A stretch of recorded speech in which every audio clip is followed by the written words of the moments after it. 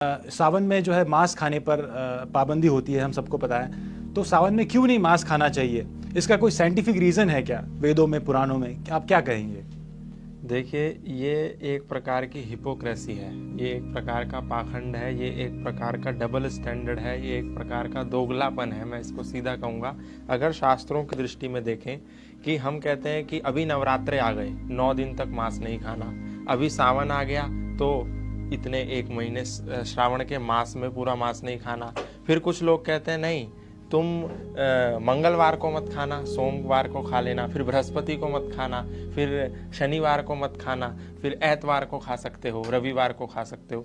तो ये एक प्रकार की क्या है, हिपोक्रेसी है।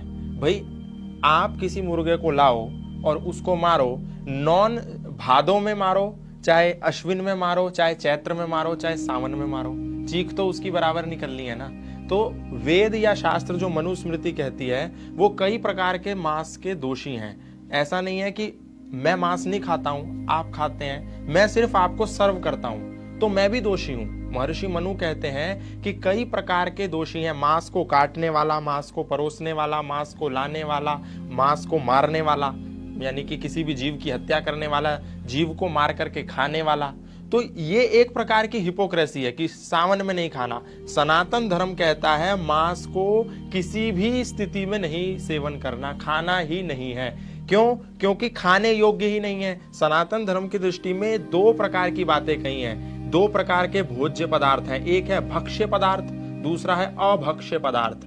वहां वेज और नॉन वेज का कोई क्राइटेरिया ही नहीं है। भक्ष्य मतलब जो खाने योग्य है, अभक्ष्य मतलब जो नहीं खाने योग्य है। अब कोई गधे ने यदि गोबर किया तो वो तो खाने योग्य नहीं है ना। अब कोई इसको लॉजिक लगा करके तर्क देने लगे कि नहीं, इसको खा सकते हैं, ये वेज है कि नॉन वेज है, तो ये तो बेवकूफ़ी वाली बात हो गई। लोग कहते हैं मुर्गी पालन है, हम मुर्गी पालन का काम करते हैं। मुर्गी पालन कहाँ है? वो तो मुर्गी को मारने का काम है ना भाई। लोग कहते हैं हम वो वाला फार्म हमने बनाया है, हम इसको पालन कर रहे हैं। पालन कहाँ कर रहे हो आप? इसको ले जा करके कहीं मारोगे और फिर ये बाजारों में बिकेगा। तो सावन में मांस खाना ना खाना ये तो कोई सवाल ही नहीं है। मांस तो कभी नहीं खाना अगर सनातन की दृष्टि में देखा जाए तो।